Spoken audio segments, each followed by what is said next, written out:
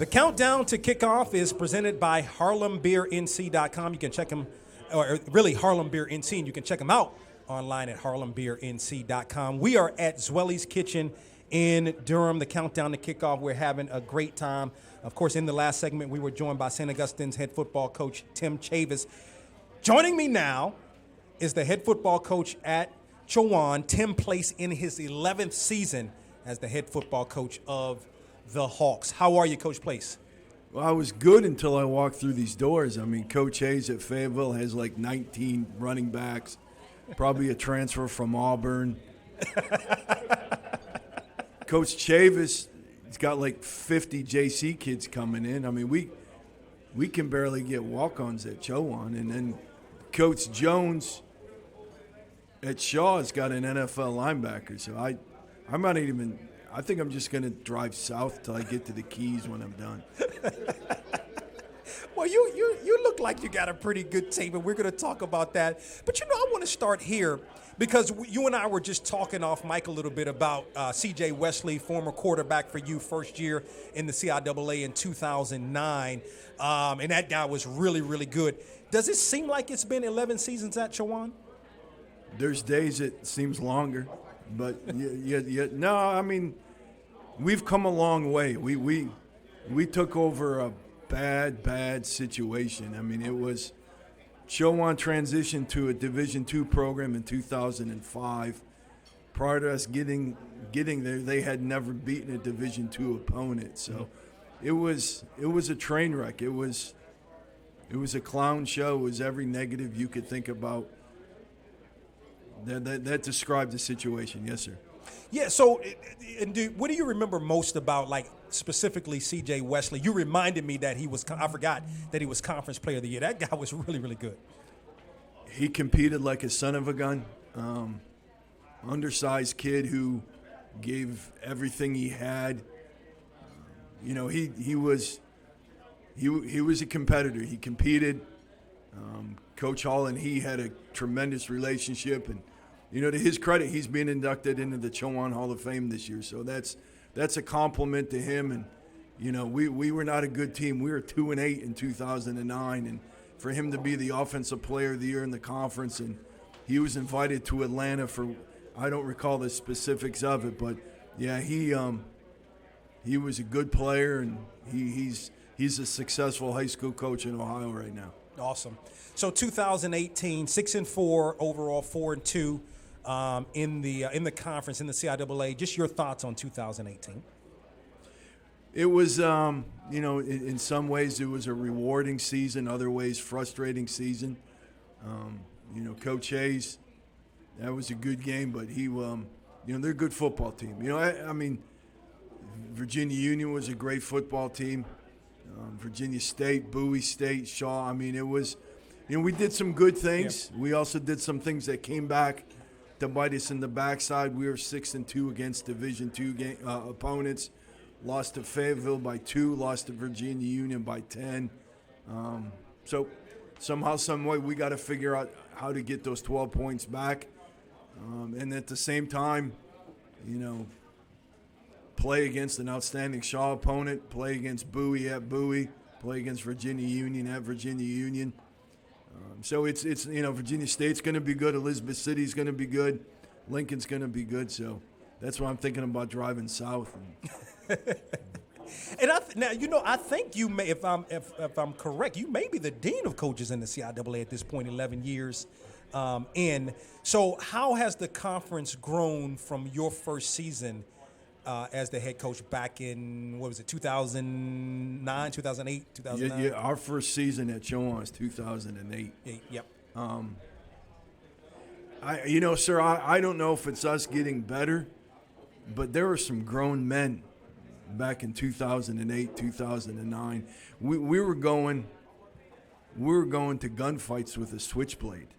We were climbing Mount Everest with a fishing line. It was, but it's still a tremendous. There's so much diversity, in the conference with reference to what teams are doing from an offensive perspective, from a defensive perspective. Using Fayetteville State as an example. There's not a lot of teams that have the return game that they have. So, everything is important, but, you always have to do a great job preparing. We talk about it, Chowan, there's absolutely nothing magical that can be said 5 minutes before a game. There's no magic wand. There's no pixie dust. Games are won Monday through Friday through your preparation, be it film study, practice, in the weight room, taking care of your bodies, etc. So, you're going to be challenged each and every week. Be it getting ready to compete against an Amir Hall last year at Bowie, getting ready to defend. What Shaw was doing offensively, trying to figure out how you're going to attack, their linebacker who is an outstanding football player. Virginia Union is going to do multiple things, be it, 22 personnel to 10 personnel. There's really, you never have an opportunity to catch your breath. It's a tremendous conference. Tim Place is the head football coach at Chowan in his 11th season, joins us here on the Countdown to Kickoff. We are live from Zwelly's Kitchen in Durham. We are presented by Harlem Beer NC. So, you've had, I don't know if there's been a year that, at least that I can think of, that you haven't had a really good quarterback. And in 2018, going into 2019, you're going to have a really good quarterback in Brice Witt. Talk about him and sort of how in 2019 he can take his game to another level. I said this on Thursday. He's a great kid. Unfortunately, in 2017, when he was a true freshman, some upperclassmen made some selfish decisions, some me decisions. So therefore, we kind of had to play Brice as a true freshman. It was not an easy year for him. He learned from it. He grew from it. It motivated him. He had a quality season last year. He's only going to be a junior this year, but he's a legitimate 6'4", 240-pound kid who can beat you with the throw. He can beat you with his legs. But he's a good kid. He does things the right way on the field, off the field. He's the type of kid that people, his teammates, want to be around, that want to play with him and for him. He's a good kid. Yeah, Tyrell. You have Witt, and you have Tyrell Freeman, one of the best backs in the CIAA, also coming back for you. Talk about him a little bit. Big kid. He's about 6'1", 235. He would admit, Brice would admit that it's going to start up front, but Freeman's a kid that has the ability to run between the tackles, get to the perimeter if he has to. But he does a nice job, with reference to what Coach Hall is doing from an offensive perspective. He understands it. But they would admit it starts up front. We've been blessed with some pretty good offensive linemen. Yes, sir. Yeah. So what about defensively? That's one of the things I know that you and I have talked about over the years. Your offenses are high-powered. But what does the defense look like for 2019? We're going to try to play the get better defense. And when we go to Fayetteville, we're going to try to play the 13 defense, which sneak two people on. We got to get better. I'm not saying anything new. Right. If the defense would uphold their end of the bargain, we got a chance. But, to be successful in football, you have to be lucky. You have to stay healthy. But it's a team sport. We're going to win as a team. We're going to lose as a team. And, football is special teams, offense, defense. So, yeah, we have to improve from a defensive perspective. UVA-wise, they're out of is it the MEC? No, sir. They're transitioning to the SAC. This will be the first year in the SAC. Yes, sir. Okay. So what kind of, I know we're a little ways away from that first game, but sort of talk about maybe how your coaching staff guys are sort of ready to get that first game going. They have a new offensive coordinator coming from Alderson Broadus. Their OC, I believe, went to Coastal as the quarterback's coach. New defensive coordinator that they that was in the system. They promoted from within. head coach is a defensive guy, so they're very good on defense last year. I believe one of the top in the country.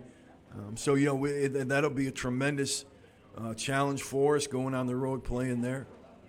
Did you have any coaching changes in the offseason?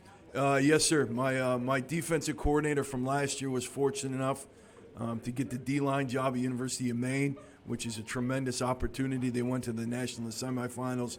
So I elevated my defensive backs coach as well as my defensive line coach to be my co-defensive coordinators, hired a new corners coach, and hired a running back video coordinator. Yes, sir. And then lastly for you, I asked you about, sort of the CIAA growing in now your 11th season. So how are you continuing to grow as the head coach at Chowan? I think, every day, if you don't get better, if you don't learn something, you're putting yourself in a negative situation. We always, I know it's the big thing, it's you win the day, get better, whatever. But I mean, if you're not worried about today, you're gonna miss tomorrow. If you're worried about yesterday, you're gonna. So you gotta focus on the here and the now. And if you take care of the here and the now, the little things moving forward will take care of themselves. So, we have the utmost respect for everybody in the conference, for our non-conference opponents. But all we're concerned about is today, and making sure that we're doing everything we can as individuals, as a unit, as a team, to put ourselves in a position to be successful from a team perspective, from an individual perspective. All right, please give it up for Tim Place, the head football coach at Chowan, joining us here on the Countdown to Kickoff. Let's step aside, take another break, come back. Anthony Jones, the head football coach at Elizabeth City State, is going to join us. Thank you, Coach Place. Appreciate you.